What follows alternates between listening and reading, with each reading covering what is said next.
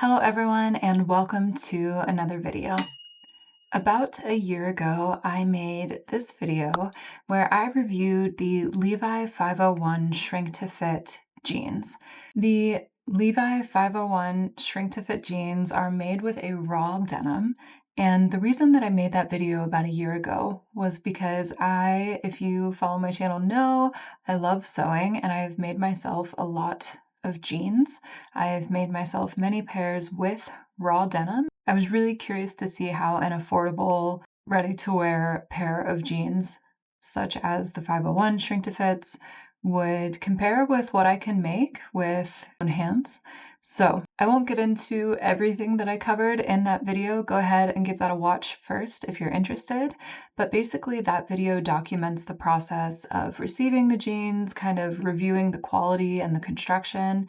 And I also go into the process of my first time like washing or soaking them and how much they shrunk after that initial soak and how it changed the fit. I go into specific measurements, things like that. You can go ahead and watch that video if you want to see the initial process.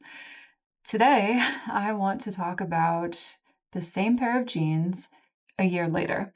Now, I have been wearing these jeans, this particular pair, 2 to 3 times a week for this entire year. So let's say between 100 and 150 times this year, if not more, I have worn these jeans. And I also have soaked them in the tub a handful of times throughout the year as well. I would say maybe 4 or 5 times, definitely not often. When they needed it, I would put them in the bathtub with warm water and a little bit of my delicate no-rinse soap and let them soak and then hung them to dry. And so today I thought it would be fun to show you guys how they're looking and feeling after a year of regular wear. I will share with you as well measurements. Things have changed a little bit, and I'll show you how the fabric has faded over time, as well as how the fit has changed. I'm going to go ahead here and insert a few clips from that first video just briefly to show you the beginning, what they arrived like out of the package and how the denim looked, and then I'll go ahead and show you what they're looking like today. Again, I've probably washed them maybe 4 or 5 times, gently soaking in the tub and then hanging to dry, so I haven't put them in a washer or a dryer, and the fading is not as intense as it probably would be if I put them in a machine, because washing and drying in machines will break down the fabric much faster. You can definitely see a difference, and you can see that the fabric has relaxed and softened quite a bit. So now that you've seen how the fabric itself is looking, how the jeans have relaxed and worn in a little bit, I want to talk a little bit about the measurements and how those have changed over the course of a year of wear. So before I show you how the jeans fit now, I do want to note that a few measurements have changed as the denim has relaxed with wear. So let's go ahead and start with the waistband. Initially, out of the package, these jeans that I purchased were labeled a 30 by 30, so waist and inseam 30 by 30, and when I received them, the waistband measurement was actually 31. So I don't know if that is intentional because they know they're going to shrink, or if it was just, sometimes there are discrepancies in mass production. So the waistband was bigger than advertised. Upon the first initial soak, it did shrink up a bit, but I can definitely say that after a year of wearing, it has stretched back out to that 31-inch mark. If I soak them in hot water, it will shrink up a little bit, but then immediately relaxes again with a day's wear. And I think that this is in part because I don't think the waistband was interfaced. So if you're not familiar, maybe you are, maybe you're someone like myself who likes to sew their own pants, but if not, interfacing is often ironed onto the fabric as before sewing the waistband to prevent the waistband from stretching and to keep it more stable. And you can see here that there's this crease in the denim fabric on the waistband where it's creased from being worn. And pants that have a heavy interfacing on the waistband, this doesn't happen as much. So I do think because the waistband has stretched out over time and because of that crinkle that's happened in the waistband fabric, I do not think that the waistband was interfaced. This makes sense, being a pair of raw denim and expecting that the consumer is going to want to shrink the pants, that they wouldn't interface the waistband. So if you're not familiar, that's something that I did note. And also that is something that, side note, I've taken into the sewing practice with my own jeans. I'm no longer interfacing the waistbands when I sew jeans because the rest of the jean relaxes and then the waist remains a little bit too snug over time. So by leaving that interfacing off of my handmade jeans, it allows the whole garment to relax and then to shrink up with wash and then to relax. So it's overall just a lot more comfortable. Additionally, you can see that the side seam on one of the legs has twisted a little bit, and I think that that in part is because when the jeans shrunk, it kind of pulled the seam a little bit. I've seen this happen on pairs of raw denim that I've seen other people online wearing after wash and wear, that outer leg seam can kind of come towards the center a little bit, which is really interesting, and I actually think it kind of gives it a cool effect. I will also say that over time, the length has considerably shrunk. There has been some shrinking width-wise. It generally relaxes back out with wear, but the main areas of shrinkage that I have seen have been in the length. So the inseam, as I said, it was supposed to be a 30 inch. Currently it's at 28 and a half. So a considerable amount of shrinkage has happened in the inseam of the pants with a couple of washes and lots of wear. So that's definitely something to take into consideration if you're thinking about buying a pair of raw denim for yourself. Get several inches longer than you would think to in the inseam measurement. When I chose the 30 inch, I was thinking that that would be a comfortable length for me. However, the 28 and a half, maybe closer to 28 inch inseam is actually quite cropped on me, and it felt like it was falling in kind of a weird place. So I'm sure you can see in the footage that I've shown you that I cuffed the bottom of the legs. I just wanted to embrace the crop. I felt like 28 was a weird length on me, so I just folded it up a couple of inches at the bottom, and I'm really just embracing the cropped jean look. I would like to have a pair of this style of jean in a longer length, and I might even go so far as to get like a 32 inch or a 34 inch at the beginning, knowing that I'm going to lose a couple of inches in length. And so if I got that longer length, I would be able to cuff it if I wanted to, but I wouldn't have such a cropped jean. So that's something to take into account. These are, as I said, the 30 inch by 30 inch measurement. I'm 5'7" for reference, and after washing, I got about a 28 inch inseam. So take into account the majority of the shrinkage does happen vertically. And that also happened with the rise. I believe it was advertised as a 12 inch, and I can double check, but now it's 11. So something else to take into consideration. The rise is going to shrink up a little bit as well. So that's the different distance from the crotch seam up to the midpoint, like the button on the front of the pants. So if you know that you need more space than that, maybe consider sizing up, because that length is going to shrink as well.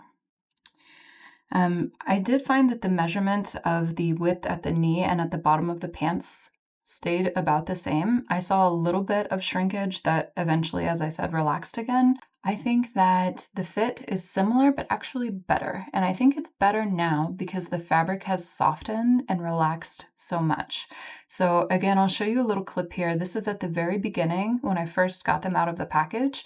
And there's a lot of excess fabric around the crotch area, which is to be expected in men's pants. However, now most of that has relaxed and the fabric has really relaxed with wear, and so you don't see those like harsh creasing lines as much in that area, which is really nice. And also initially the pants had like a little bit of a sheen to the denim, and with a few washes and many wears, it's really softened into a much more matte blue. It is less dark than the initial indigo, and if you get a pair of these yourself, you're going to see that when you do those tub soaks, the water turns blue. So some of the indigo dye does come off each time that you submerge them in warm water and then hang them to dry, you're going to get a little bit of a lighter blue as a result, and this will continue to happen over time. And if you look at photos of raw denim that people have worn for years and years and years, it goes from a deep, dark indigo denim to that very light blue, sun bleached looking denim just naturally over the course of the lifetime of the pants, which is something that I really love about raw denim and is another reason that I chose to purchase these and to make myself pairs of raw denim jeans.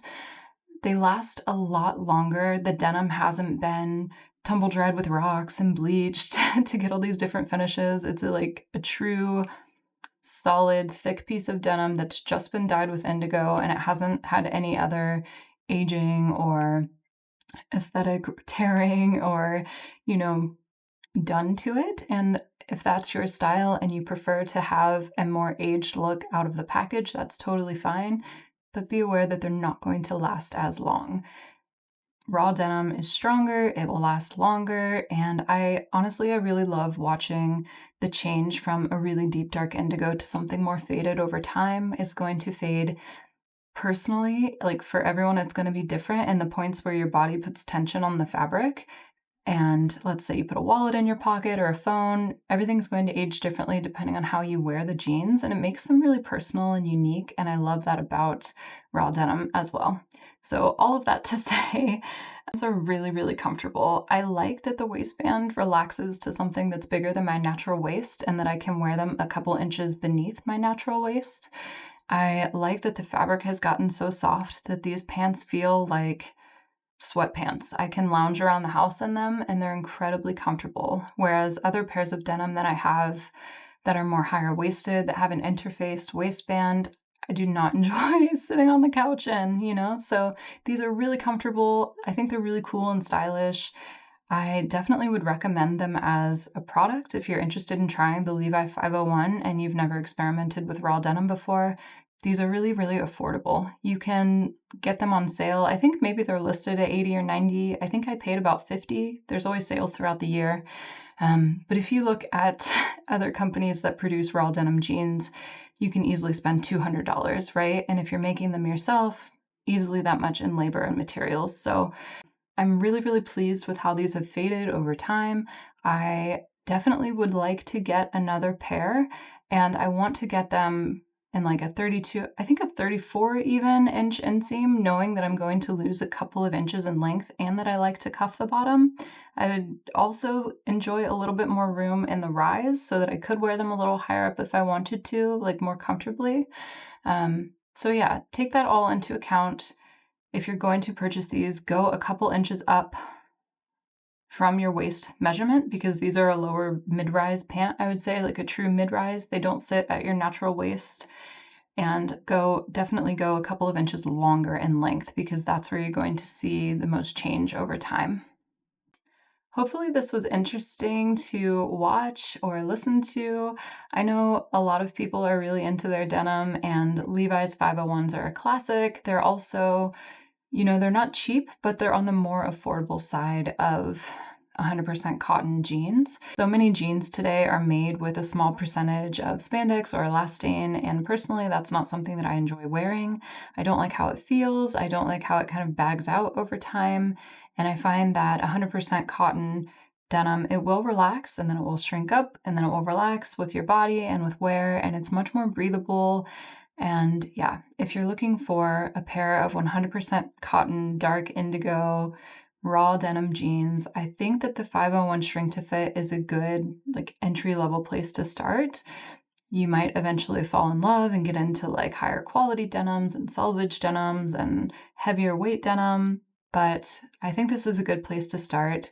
I think that the fit works really well for men and for women. If you're interested in a more relaxed fit as a woman, I think they work really, really well. Of course, you could size down, but I think they work best when they're just a little bit oversized, just because the proportions on men and women are different, and a little bit of a slouchier look, in my opinion, aesthetically looks a little bit better when you're wearing denim cut for a man's body. Hopefully, this was interesting. I hope you're all doing really, really well. Let me know in the comments below if there are any other styles of Levi's or jeans from different brands that you would like me to review and kind of compare from a sewist perspective as far as construction and fabric quality and things like that, I would be happy to do more videos about jeans. I absolutely love jeans.